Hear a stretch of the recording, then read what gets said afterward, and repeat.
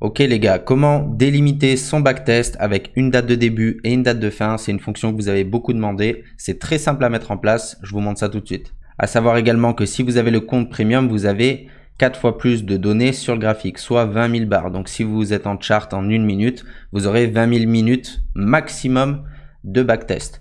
Donc ce qui laisse sous-entendre que en pro et en pro plus, vous n'avez que 5 000 barres. Donc ça, ce sera le maximum, vous ne pourrez pas remonter plus loin. Quoique, il y a une petite astuce, je vais vous la montrer aussi tant qu'on y est, pour remonter encore un peu plus loin.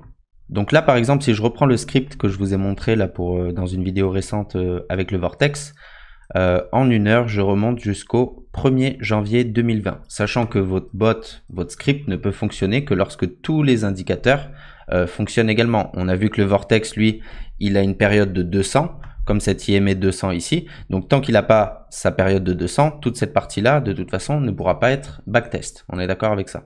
Donc, imaginons maintenant que je souhaite backtest seulement l'année 2021, par exemple.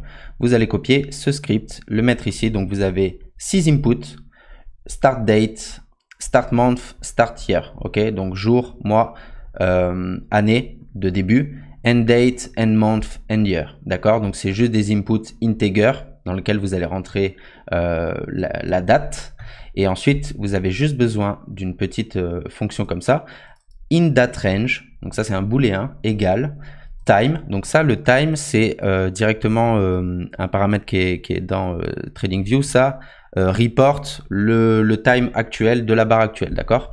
Et ensuite, vous avez la fonction, enfin la fonction timestamp qui va prendre votre start year, votre start month et votre start date et le convertir exactement dans le même format. Là, les 00, c'est pour minutes et secondes, ou heures et minutes, dans le format time ici qui est Unix. Et ensuite, si j'ai le time actuel qui est au-dessus de ma date de début et j'ai mon temps actuel qui est en dessous de ma date de fin, ça veut dire que je suis dans la range. Et donc, j'ai mon inDateRange qui devient true.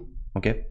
Et ensuite, comme n'importe quel booléen, vous pouvez le rajouter dans vos conditions. Donc, condition longue, je rajoute mon inDateRange ici. Et condition short, je rajoute mon inDateRange également pour mes conditions de longue et de short. C'est-à-dire qu'il ne rentrera pas en longue s'il n'est pas dans les ranges et il ne rentrera pas en short s'il n'est pas dans la range non plus.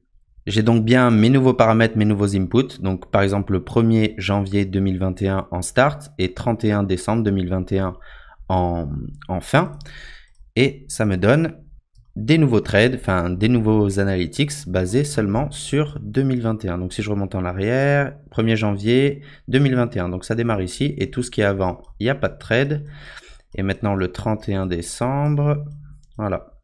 31 décembre, là c'est 15 janvier, donc il avait déjà ouvert un trade ici, donc là il le ferme le 15 janvier, et ensuite il fait plus de trade. Donc là je vous montre également la petite astuce pour pouvoir revenir plus loin en arrière, donc là je me suis mis en 1 minute, on est le 15 juillet, donc 20 000 minutes en arrière, ça me revient au 27 juin. Donc si j'ai envie de voir plus loin, ce que je peux faire, là on va voir les analytics, 157 trades, et on peut voir liste des trades, que ça commence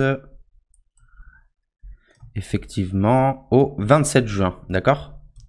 Donc c'est celui-là, 27 juin. Donc si j'ai envie de revenir encore plus en arrière, je peux utiliser la fonction replay, je me place au bord, et là qu'est-ce qui se passe? Il va me load tout ce qui est derrière le 27 juin, d'accord? Et là ça me donne des analytics supplémentaires ici. Donc je peux additionner les deux et dire j'ai remonté 2 fois 20 000. Voilà, c'est un petit tricks. C'est pas un truc officiel ou quoi que ce soit, c'est un petit tricks pour remonter en arrière. Donc là je suis en minutes, c'est pour ça que mes statistiques sont pas ouf parce que le bot est pas du tout calibré pour faire de la minute. Et là je remonte jusqu'au 13 juin.